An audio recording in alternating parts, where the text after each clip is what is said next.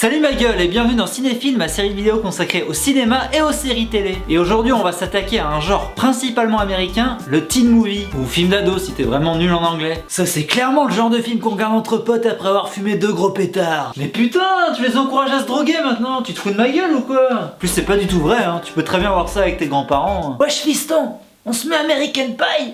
On va se taper des grosses barres, toi-même tu sais. Ah bah d'ailleurs, en parlant d'American Pie, je croyais que c'était le premier du genre et que c'est lui qui avait lancé la smala, mais en fait je m'étais complètement planté. C'est finalement plus ou moins dans les années 50 qu'il a vu le jour. Ouais, comme quoi les adolescents ont toujours intéressé le grand public. Surtout les adolescentes. Mais il faudra cependant attendre les années 70 pour que le teen movie devienne un genre à part entière, avec notamment American Graffiti qui est le deuxième long métrage de George Lucas. Et ai-je vraiment besoin de préciser qui est George Lucas? Toujours est-il qu'on s'est rendu compte que ce genre de film était peu coûteux mais rapportait un maximum d'oseille, donc on en a fait plein par la suite. Pourquoi se priver après tout? Et oui, les décors sont généralement souvent les mêmes. Ça va du lycée à la maison du personnage principal, à sa voiture, à sa chambre. Et en plus les acteurs sont souvent de jeunes qui débutent. On peut donc très certainement les payer moins cher que de superstars hollywoodiennes. T'y avais pas pensé à ça, hein? Même si la plupart du temps ces films sont bien entendu des comédies, on a quand même eu quelques exceptions. Notamment le teen movie horrifique avec Scream, le teen movie fantastique avec Retour vers le futur, le teen movie pornographique avec... Oh là là, mais enfermez-le, il me fatigue. Et c'est en 1998 qu'est sorti le premier opus d'American Pie. Et c'est de ce genre de teen movie dont on va parler aujourd'hui. Tout simplement parce que c'est le plus risible d'entre tous. Bon alors déjà, nous en tant que Français, on se fait niquer, hein.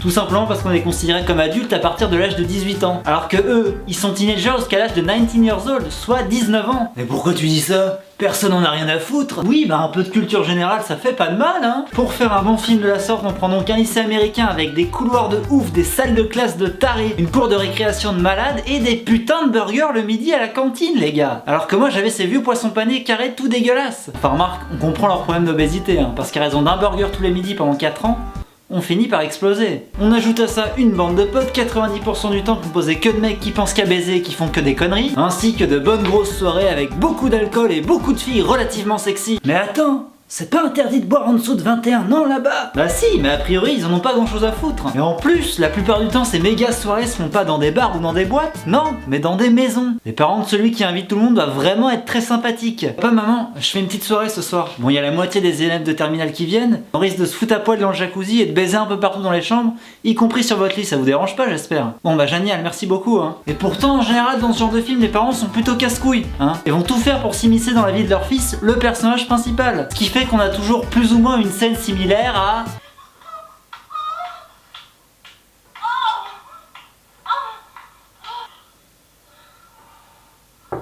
Non, entre pas, entre...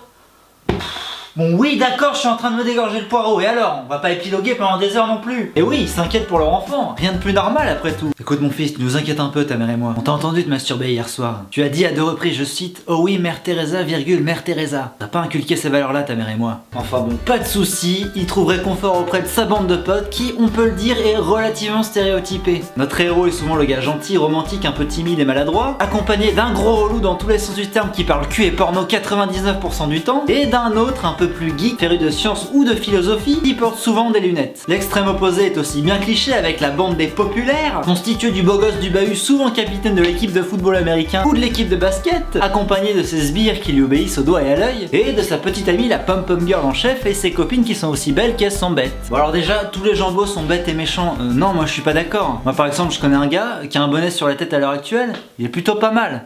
Il en a aussi dans la tête. C'était ridicule ça. Ridicule. Le thème principal est bien entendu le sexe et plus particulièrement l'éveil sexuel, à savoir le premier trempage de bistouquette. Parce qu'arriver puceau à la fac, ça craint à mort. Ou du moins c'est ce que ce genre de film veut nous faire comprendre. À croire que les Américains ont vraiment une mentalité de merde. Parce que oui, notre bande de potes manque souvent d'expérience avec les femmes. D'où leur conversation, ma foi, un peu ras des pâquerettes. Et les gars, vous pensez qu'elle est vaginale ou clitoridienne, Courtenay? Mike, tu t'es déjà masturbé en imaginant ta sœur à poil? Parce que moi, ouais. Tous les soirs. Enfin bon, heureusement que ces fameuses soirées sont là pour enfin les aider à passer à l'acte. D'ailleurs, c'est souvent dans ce genre de film qu'on voit un des mecs se bourrer la gueule comme pas possible et se réveiller le lendemain dans un lit avec une super jolie fille à côté. Alors là, non, je suis désolé, pour en avoir fait les frais, Quand t'abuses beaucoup trop de la bouteille, c'est plus seul comme un rat mort à gerber dans le caniveau que tu finis. Enfin, on a aussi d'autres scénarios possibles, comme celui où notre héros est amoureux de la plus jolie fille du lycée. Mais comme lui c'est un nobody, petite référence à la vidéo du rire jaune sur les grandes écoles, ça pose quelques problèmes. Enfin bon, comme je dis à chaque fois, la fin est carrément joyeuse, hein. On a tous le sourire, et ça c'est cool. Et si tu veux pleurer ta race, va plutôt voir ta grand-mère en train de crever la gueule ouverte devant tes PMP. C'est souvent dans ce genre de film qu'on a aussi des situations plutôt improbables. Je veux dire, personne n'a essayé de fourrer une tarte aux pommes comme notre cher Jim dans American Pie. J'ai essayé avec du tiramisu, c'était plutôt pas mal. Personne n'a non plus un serpent dans sa coloc étudiante comme les deux gars dans Road Trip. Et personne ne chope sa sœur jumelle en soirée comme dans Road Trip. Ça craint à mort, bordel de merde. Bref, attardons-nous désormais sur les affiches de ce genre de film qui, on peut le dire, sont plutôt tape à l'œil. Une paire de seins ici, un cul ici, un cul ici, un cul ici et rien d'autre. Ah bah c'est une stratégie marketing comme une autre, hein, je dis pas. Et finissons quand même par un point positif, la musique. Et je peux te dire que ça envoie du lourd. Tu prends chaque teen movie, tu récupères sa BO à chaque fois et t'as une playlist de malade jusqu'à la fin de ta vie, mon gars. Bon, je pense que t'as dû comprendre que j'étais pas un grand fan de ce genre de film, hein. Tout simplement parce qu'on nous balance des clichés de malade à la gueule et que l'humour est un peu beaucoup très bas étage quand même, hein. Non mais t'as pas honte. Mais t'es qui toi? Je suis toi il y a 10 ans. Et je peux te dire que je préfère largement regarder un teen movie que faire mes devoirs de maths le soir en rentrant du collège. N'importe quoi, hein.